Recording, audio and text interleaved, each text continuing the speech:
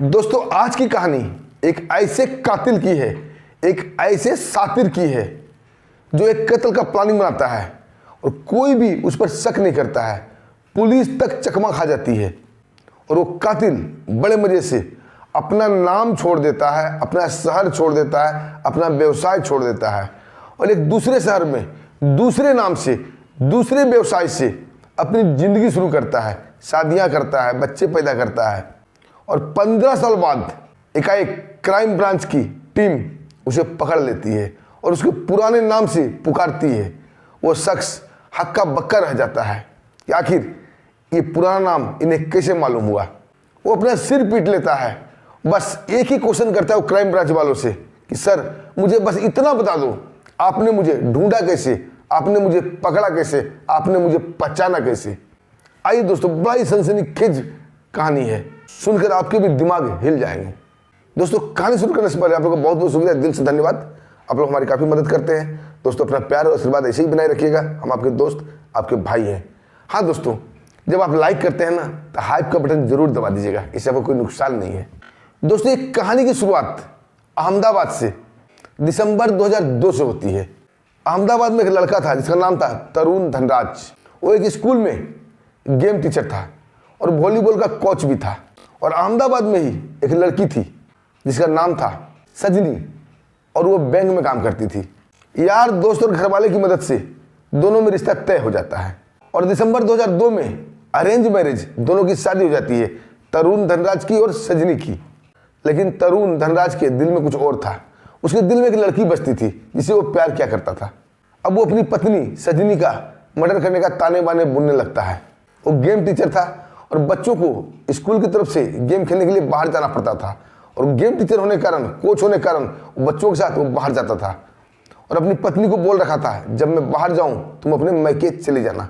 और सजनी का मैके भी अहमदाबाद में ही था और वो बैंक में काम करती थी। तो जब जब तरुण बच्चों को लेकर गेम खिलाने के लिए बाहर जाता था, सजनी अपने मैके पहुंच जाती थी। यहाँ दोस्तों तरुण सजनी को ये एहसास नहीं होने दिया कि वो किसी तरह उसका मर्डर का प्लानिंग कर रहा है। यहाँ तक कि उसके ससुराल वाले सास ससुर या उसकी बड़ी बहन किसी को भी शक नहीं होता है। दोस्तों इसी तरह 3 महीने गुजर जाते हैं। समय आता है 5 फरवरी 2003 का। बच्चों को लेकर वो गेम खिलाने के लिए कहीं बाहर गया हुआ था और सजनी अपने मायके चली जाती है। ये उसका लास्ट मैके जाना था। मैके में अपने माता पिता बहन सबसे मिलती है और वापस आ जाती है। और दोस्तों 4-5 दिन बाद फिर समय आ जाता है 14 फरवरी 2003, यानी कि वैलेंटाइन डे, लड़कों लड़की के प्यार मोहब्बत वाला दिन। और उसी दिन का प्लानिंग था सजनी का काम तमाम कर देने का। और 14 फरवरी के दिन तरुण धनराज अपने सास ससुर को फोन करता है कि आप लोग जल्दी आ जाइए, सजनी की हालत ठीक नहीं है। दोस्तों उसके माता पिता सजनी के भागे दौड़े उसके घर जाते हैं, क्योंकि घर का दूरी ज़्यादा दूर नहीं था। पुलिस भी आ जाती है। दोस्तों एक बार देखने से तो पुलिस भी घबरा जाती है। ऐसा लगता था कोई चोर उचक्का उसके घर में घुसाया हो और घर का सारा सामान ले गया हो, क्योंकि नकदी गायब थे, सोने चांदी के जेवर गायब थे और सजनी के गले में दुपट्टा लगाकर फांसी का फंदा बना दिया गया था। आनंद फानंद में पुलिस उसे हॉस्पिटल ले जाती है और डॉक्टर उसे मृत घोषित कर देते हैं। अब दोस्तों तरुण धनराज, पुलिस भी उस पर तरस खा जाती है और उसके जितने भी रिश्तेदार आए हुए थे सब उस पर तरस खा जाते हैं कि पत्नी का मौत का सदमा इसे बहुत जोरों का लगा है। लेकिन सातिर तरुण अंदर ही अंदर बहुत खुश था अपने ड्रामे को लेकर। दोस्तों आ जाता है 15 फरवरी 2003। अब सजनी का दाह संस्कार करना था, अंतिम क्रिया करना था। लेकिन तरुण, उसका पति का हालत बहुत खराब था। वो आपे से बाहर था, बार बार बेहोश हो रहा था। तो उसका भाई उसे एडमिट करता है हॉस्पिटल में। उसकी स्थिति नाजुक देखते हुए डॉक्टर उसे रेस्ट की सलाह देते हैं और सजनी का दाह संस्कार तरुण का बड़ा भाई कर देता है। पुलिस एक नज़र में इस केस को लूटमार का केस में दर्ज कर लेती है कि कोई लुटेरा आया था, घर का पूरा नकदी पैसा सोना चांदी लूट कर ले गया और सजनी ने जब विरोध किया तो इसका गला दुपट्टे से घोट दिया। दोस्तों इधर पोस्टमार्टम रिपोर्ट भी आ जाती है, उसमें भी गला घोटकर मरने की पुष्टि कर दी जाती है। अब पुलिस कई टीम गठन करने लगती है हत्यारों को पकड़ने के लिए। तभी उसे हॉस्पिटल से एक फोन आता है कि सजनी का पति तरुण धनराज हॉस्पिटल से गायब है, यानी कि वो भाग चुका है।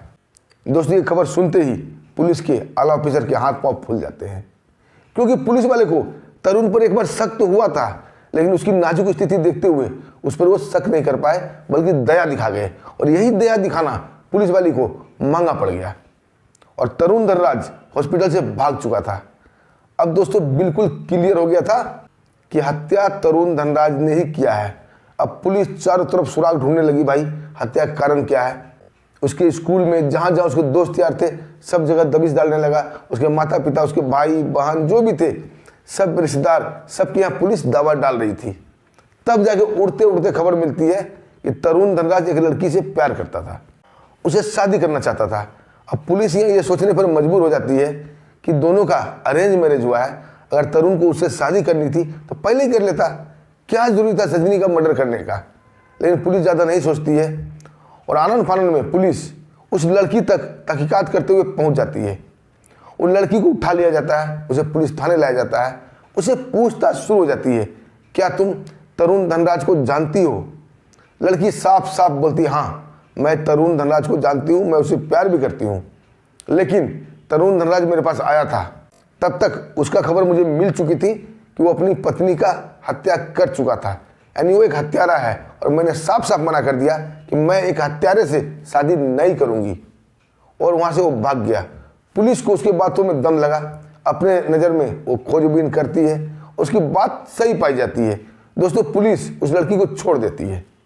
अब खोजबीन शुरू हो जाता है तरुण धनराज का। पूरा अहमदाबाद शहर में मुखबिर लगाए जाते हैं, लेकिन वो नहीं मिलता है। दोस्तों ये केस काफ़ी हाईलाइट हो चुका था मीडिया में भी और अगल बगल के जो लोग थे उसमें भी, और सजनी के माता पिता भी पुलिस के ऊपर काफ़ी दबाव डाल रहे थे। अब पुलिस के ऑफिसर काफ़ी तंग हो चुके थे क्योंकि गलती उनकी थी। वो जानते हुए कि पति पर भी शक किया जाता है, तरुण धनराज पर उन्होंने कोई सिक्योरिटी नहीं लगाई थी, कोई सुरक्षा नहीं लगाया था, हॉस्पिटल उसे ऐसे ही जाने दिया था, जिसके कारण से वो भाग गया और सारा दोष मर दिया जाता है पुलिस वाले पर। पुलिस वाले की लापरवाही यहाँ जग जाहिर हो जाती है। अब दोस्तों पुलिस के आला अफसर कई टीम गठन करते हैं, उसकी खोजबीन शुरू करते हैं। उस पर 1 लाख रुपया का इनाम भी रखा जाता है कि तरुण धनराज का जिंदा या मुर्दा कोई भी खबर देने वाले को 1 लाख रुपया इनाम दिया जाएगा। लेकिन फिर भी उसका कोई खबर नहीं मिलता है। धीरे धीरे समय बीतते जा रहे थे। समय आ जाता है 2006, यानी 3 साल गुजर चुके थे। अब सजनी के माता पिता का धैर्य समाप्त कर गया। और दोस्तों उस समय गुजरात के मुख्यमंत्री थे सीएम नरेंद्र मोदी, जो अभी हमारे तत्कालीन प्रधानमंत्री हैं, बड़े ही न्यायप्रिय शासक हैं। सजनी के माता पिता, उसके रिश्तेदार सीधा मिलते हैं मुख्यमंत्री नरेंद्र मोदी से। अब दोस्तों मामला हाईलाइट हो गया, मुख्यमंत्री की नज़र में आ गया। तुरंत सीएम हाउस से पहुंच जाता है पुलिस के आला ऑफिसर को, उन पर दबाव बनाया जाता है, इस केस को गंभीरता से लिया जाए, सीरियसली लिया जाए और कातिल को चाहे जैसे भी हो, आकाश में पाताल में जहां भी हो, उसे ढूंढा जाए। दोस्तों फिर क्या था, पुलिस फिर से एक्शन तेज करती है, पुलिस की सरगर्मी बढ़ जाती है, फिर से इधर उधर दबाव दिया जाने लगता है। दोस्तों फिर से उस अफेयर वाली लड़की को उठा लिया जाता है, उससे पूछताछ किया जाता है, लेकिन कोई भी असर इसका नहीं निकलता है। कई शहरों से कई बार खबर आई थी कि तरुण से मिलता जुलता या तरुण को कहीं देखा गया है, कभी बेंगलोर से, कभी अहमदाबाद से, कभी दिल्ली से। जब पुलिस वहां पहुंचती तो वहां पर कुछ भी नहीं मिलता। दोस्तों फिर एक बार उड़ते उड़ते खबर आई 2009 में तरुण अपने माता पिता से मिलने अहमदाबाद आया था। जैसे ही उसके पिता तरुण को देखते हैं, वो बोलते हैं, बेटा पुलिस तुम्हारे पीछे पड़ी हुई है, तुम्हारे सिर पर 1 लाख रुपए का इनाम रखा गया है, बेहतर होगा तुम घर छोड़ के भाग जाओ, नहीं तो पुलिस तुम्हारे साथ साथ हमें भी परेशान करेगी। तरुण अपनी सफाई देने की कोशिश करता है और माता पिता को बोलता है कि हम आखिर कहाँ जाएं। दोस्तों पुलिस के डर से बोलिए या तरुण की हत्यारा होने के कारण बोलिए, उसके पिता को हार्ट अटैक हो जाता है और उसके पिता सदमा को बर्दाश्त नहीं कर पाते हैं और हार्ट अटैक में मर जाते हैं। दोस्तों अपने पिता की हालत देख तरुण घर छोड़ के फिर से भाग जाता है और जैसे ये खबर पुलिस को मिलती है, पुलिस आनन फानन पर उसे घर पर दबाव डालती है 2009 में, यानी 6 साल बाद। लेकिन तरुण वहां नहीं मिलता है। पुलिस यह फिर से चूक जाती है, या यूं बोलिए तरुण ने पुलिस को एक बार फिर से चका दिया था। दोस्तों बार बार सीएम हाउस से फोन आ रहा था, सजनी के घर वाले का दबाव था, मीडिया का भी दबाव था कि आखिर पुलिस क्या कर रही है। एक केस को 6 साल हो गए, अगर पुलिस क्या सोई हुई है। दोस्तों पुलिस फिर से एक्टिव हो जाती है। अब ये केस क्राइम ब्रांच को सौंप दिया जाता है। अब पुलिस के साथ साथ क्राइम ब्रांच भी दौड़ धूप करने लगी थी। दोस्तों क्राइम ब्रांच एक लिस्ट बनाती है, तरुण के जितने भी रिश्तेदार, जान पहचान, माँ बाप जो भी थे, उनके संबंध में, उनके संपर्क में सबका लिस्ट बनाया जाता है। अब बाकायदा सब पर दबिश डाली जाती है, छिपते हुए नजर रखा जाता है और सबका मोबाइल ट्रेस किया जाता है। दोस्तों इस क्रम में लगभग बताया जाता है 4000 मोबाइल को पुलिस ट्रेस करती है, उसे फ़ोन करने वाले को ट्रेस करती है। मतलब बड़ा सिरदर्दी बन गया था, लेकिन नतीजा जीरो, कुछ भी नहीं निकला। दोस्तों जब सारे रिश्ते नाते उनसे कोई संपर्क में नहीं रहा तो पुलिस के लिए रास्ता थोड़ा साफ हुआ। अब क्राइम ब्रांच वाले एक हायर मीटिंग करते हैं, बड़े बड़े अफसर बैठते हैं, उसमें डिस्कस किया जाता है कि आखिर तरुण अभी जिंदा है, मरा तो नहीं है, क्योंकि वो अपने माँ बाप से मिलने आया था। इसका मतलब साफ जाहिर है वो अपने माँ बाप से हमदर्दी है या प्यार करता है। उसके पिता हार्ट अटैक में मर चुके हैं। अब उसके रिलेशन में कौन बच गया? एक माँ बच गई, उसका एक भाई बच गया जिसने सजनी का दाह संस्कार किया था। दोस्तों पुलिस दोनों के ऊपर कड़ी दृष्टि रखने लगती है। दोनों के फोन सर्विलांस पे लगा दिया जाता है। कई महीने चेक होते हैं तो पता चलता है उसका भाई से उसका कोई लेना देना नहीं था। उसके भाई के फोन पर किसी आपत्तिजनक कोई फोन नहीं आया था, न कोई लोग मिलने आए थे। अब उसका भाई भी साफ हो जाता है। अब पूरे क्राइम ब्रांच, पूरे पुलिस टीम की नज़र उसकी माँ पे हो जाती है कि तरुण चाहे जैसे भी हो, जहाँ भी हो, जिंदा होगा तो अपनी माँ से ज़रूर बात करेगा या उसे मिलने आएगा। दोस्तों पुलिस शादी वर्दी में उसकी माँ की निगरानी करती है। उसकी माँ एक हॉस्पिटल नर्स थी।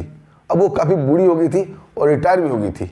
अब क्राइम ब्रांच वाले के लिए और पुलिस वाले के लिए अब बिल्कुल कातिल को ढूंढना आसान लग रहा था, क्योंकि अब निगरानी सिर्फ माँ की करनी है। अब माँ के ऊपर सादे ड्रेस में पुलिस वाले छिप कर निगरानी कर रहे थे। उसे घर की निगरानी हो रही थी और उसके फ़ोन भी सर्विलांस पर लगा दिया गया था। कोई भी फ़ोन उस पर आता तो क्राइम ब्रांच उसकी गंभीरता से जांच करती। दोस्तों 2 साल और बीत जाते हैं। वक्त आ जाता है 2018 का। एक दिन उसके माँ के फ़ोन पर एक लैंडलाइन से फ़ोन आया। जब क्राइम ब्रांच की टीम ने उस फ़ोन की जांच की तो दोस्तों सुनकर उसको बड़ा ही आश्चर्य हुआ, क्योंकि वो बैरेकल कस्टमर केयर का नंबर था। बेंगलोर का सबसे अच्छा कस्टमर केयर सर्विस है बैरेकल। बैरेकल से उसकी माँ को फ़ोन आता है। अब क्राइम ब्रांच की टीम ये सोचने पर मजबूर हो जाती है कि बैरेकल कस्टमर केयर से उसकी माँ का क्या संबंध है। माँ तो उसकी नर्स थी। दोस्तों क्राइम ब्रांच वाले बड़े बड़े ऑफिसर फिर से एक बार मीटिंग करते हैं और सीधा क्राइम ब्रांच के बड़े ऑफिसर अपने कुछ पुलिस वाले को लेकर पहुंच जाते हैं बैरेकल कस्टमर केयर। वहाँ HR से मिलते हैं, उनके बॉस से मिलते हैं। अब बोलते हैं आपके यहाँ जितने भी एम्प्लॉय हैं सबका हमें लिस्ट चाहिए, बाकायदा नाम और फ़ोन नंबर के साथ। दोस्तों डर से बैरेकल कस्टमर केयर का HR पूरा लिस्ट उन्हें पकड़ा देता है। अब एक एक आदमी की जांच होने शुरू हो गई। जांच होते होते होते होते एक नाम पर जाकर क्राइम ब्रांच की टीम अटक जाती है और वो नाम था परवीन भटेले। क्योंकि इस नाम से क्राइम ब्रांच की टीम इसलिए चौंक गई थी, जब तरुण की माँ का फ़ोन सर्विलांस में था तो उसकी माँ परवीन भटेले से कई बार बात करती थी। अब क्राइम ब्रांच की टीम सोचने लगी कि परवीन भटेले आखिर कौन है और तरुण की माँ इससे क्यों बात करती है और ये परवीन भटेले क्यों बात करता है। और इसकी पत्नी का नाम था निशा और निशा भी तरुण की माँ से बात करती थी और तरुण की माँ भी निशा से बात करती थी, बच्चों से भी बात करती थी। अब क्राइम ब्रांच का माथा ठनका कि हो न हो दाल में कोई ना कोई काला है, कुछ तो लफड़ा है भैया। अब दोस्तों क्राइम ब्रांच की टीम छिपे छिपाए परवीन भटोले की इंक्वायरी करने लगती है, उसकी जांच करने लगती है, लेकिन डायरेक्ट उसे पकड़ा कैसे जाए। और दोस्तों बैरेकल कस्टमर केयर सर्विस पर परवीन भटेले एक बड़ी ओहदेदार पोस्ट पे था। अब क्राइम ब्रांच की टीम अहमदाबाद पुलिस से तरुण के बारे में जानकारी पूछने लगती है, जानकारी जुटाने लगती है कि आखिर इस शख्स की पहचान क्या है, अगर इसे कोई देख ले तो कैसे पहचाने, कोई तो निशान होगा, कुछ तो होगा। तब अहमदाबाद पुलिस बताती है कि ये वॉलीबॉल कोच था और वॉलीबॉल का प्लेयर भी था, एक गेम टीचर था। इसका दाहिने हाथ की बीच वाली उंगली मिडिल फिंगर टूटी हुई थी और टूटे होने के कारण ये टेढ़ी भी हो गई थी। यही पहचान है। दोस्तों फिर क्या था, क्राइम ब्रांच की टीम सीधा पहुंचती है बैरेकल कस्टमर केयर सेंटर। 7वीं मंजिल पर परवीन भटोले का ऑफिस था। वहां पहुंचकर वेटिंग रूम में जाता है। उसके बाद क्राइम ब्रांच के ऑफिसर बोलते हैं वहां के जो प्यून था, चपरासी था, उससे कि हमें परवीन भटोले से मिलना है। अब वक्त था रात का। दोस्तों कस्टमर केयर सर्विस रात को ही चलती है, दिन को भी चलती है। अब जैसे ही चपरासी उन्हें बताता है कि सर आपसे मिलने वाले 2 लोग आए हैं, परवीन भटोले थोड़ा परेशान होता है, हैरान होता है, लेकिन वो ज़्यादा परेशान नहीं होता है, क्योंकि उससे मिलने उसके यार दोस्त आते जाते थे। परवीन भटोले बड़ा ही शान से निकलकर वेटिंग एरिया में आता है और जैसे ही वेटिंग एरिया में आता है क्राइम ब्रांच की टीम से उसका मुलाकात होता है, लेकिन वो समझ नहीं पाता कि ये क्राइम ब्रांच के ऑफिसर हैं, क्योंकि वो साधारण से ड्रेस में थे। और उसको देखते ही क्राइम ब्रांच के ऑफिसर अपना हाथ आगे मिलाने के लिए बढ़ाता है और जोर से बोलता है, हेलो मिस्टर तरुण, कैसे हो आप। दोस्तों मिस्टर तरुण शब्द सुनते ही परवीन बटोले के पैरों तले जमीन खिसक जाती है, उसके कनपटी से पसीना बहने लगता है। दोस्तों उसको चक्कर आने लगता है, बेहोश होते होते बचता है कि आखिर 15 साल बाद उसका नाम से एक शख्स उसे कैसे पुकार रहा है, और वो शख्स अभी भी हाथ मिलाने के लिए अपना हाथ आगे बढ़ा चुका था। ना चाहते हुए भी परवीन बटोले को अपना हाथ आगे बढ़ाना पड़ा और मिलाना पड़ा। जैसे वो हाथ मिलाता है, क्राइम ब्रांच के ऑफिसर उसका हाथ टटोलने लगते हैं और पाते हैं कि मिडिल वाली उंगली उसकी टूटी हुई है, टेढ़ी है। अब ये क्लियर हो चुका था, ये तरुण है। क्राइम ब्रांच की टीम अपना परिचय देते हैं कि तरुण, मैं क्राइम ब्रांच ऑफिसर हूं और तुम तरुण हो, चलो अहमदाबाद, वापस जहां से तुम्हारी जिंदगी शुरू हुई थी वहीं। दोस्तों तरुण गस खाकर गिरने ही वाला था, उसे ऑफिसर संभालते हैं, जीप में डालते हैं और रात को ही लेकर अहमदाबाद आ जाते हैं। पूरा रास्ता तरुण धनराज ये सोचते सोचते परेशान था कि आखिर क्राइम ब्रांच वाले हम तक पहुंचा कैसे और डायरेक्ट मेरा नाम लेकर कैसे पुकारा। दोस्तों इसका सवाल का जवाब उसे मिलने वाला नहीं था। आखिरकार उसे नहीं रहा गया, बिल्कुल परेशान हो गया, तो क्राइम ब्रांच के ऑफिसर से पूछता कि सर बस मुझे एक क्वेश्चन का जवाब दे दीजिए कि आप लोग मुझ तक पहुंचे कैसे। क्राइम ब्रांच की टीम उसे सारी कहानी शुरू से बताती है जो आपने अभी सुना। दोस्तों एक कहानी पर एक सवाल खड़ा होता है, तरुण धनराज आखिर परवीन बटोले कैसे बन गया, क्योंकि आधार कार्ड होना चाहिए परवीन बटोले का, फिंगरप्रिंट होना चाहिए, पासपोर्ट जो भी है, आखिर कहाँ से आया। दोस्तों इसकी भी एक कहानी है। जब तरुण धनराज स्कूल में पढ़ा करता था, उसे एक दोस्त था परवीन बटोले, वो मध्य प्रदेश भोपाल का रहने वाला था। स्कूल भी साथ साथ हुआ और कॉलेज भी साथ साथ पढ़ता था। और जब तरुण ने मर्डर किया तो भागकर वो चला गया था अपने दोस्त परवीन बटोले के पास। कुछ दिन वहाँ रहा था, लेकिन ये खुरपाती था, मर्डरर था, और परवीन बटोले को इसकी हकीकत नहीं मालूम था कि इसने मर्डर किया है। और मौका देखकर तरुण धनराज परवीन बटोले का आधार कार्ड, उसका पासपोर्ट, ड्राइविंग लाइसेंस सब कुछ कुछ देर के लिए गायब कर लेता है, यानी चुरा लेता है। और चुराने के बाद नकली सब कुछ बनवा लेता है और नकली नाम, फर्जी नाम से लेकर वो बेंगलोर आ जाता है और बेंगलोर में वो कॉल सेंटर में काम करने लगता है। वहीं उसकी पहचान निशा नामक एक लड़की से होती है और निशा को बताता है कि मैं बिल्कुल ही अकेला हूँ, मेरे माँ बाप भाई बहन इस दुनिया में कोई भी नहीं है, मैं बस अनाथ हूँ। निशा से उसकी दोस्ती होती है, फिर दोनों में शादी हो जाती है, उसके 2 बच्चे भी होते हैं। और दोस्तों तरुण धनराज इतना शातिर था, अपनी पत्नी तक को, अपने बच्चे तक को ये भनक नहीं लगने दी कि वो तरुण है। वो परवीन बटोले बनकर उनके साथ रहा और वो लोग भी जानते थे परवीन ही है। दोस्तों तरुण धनराज अभी साबरमती जेल में है, ये केस सोल्व हो चुका है। लेकिन सोचिए 15 साल जिसने पुलिस को परेशान हैरान करके रख दिया, कितना शातिर था। लेकिन कहते हैं दोस्तों अपराधी चाहे जितना भी शातिर हो, कुछ न कुछ गलती छोड़ ही देता है। दोस्तों आपको क्या करना है इस कहानी पर छोटा सा कमेंट जरूर कीजिएगा। और दोस्तों एक रिक्वेस्ट है, वीडियो लाइक करते हैं तो हाई बटन भी दबा दिया कीजिए, इससे आपको कोई नुकसान नहीं है दोस्तों। और दोस्तों हमें सपोर्ट कीजिए, अब हमें आगे दीजिए, फिर मिलते हैं एक शानदार ऐसी कहानी के साथ। तब तक के लिए नमस्कार, जय हिंद, जय भारत।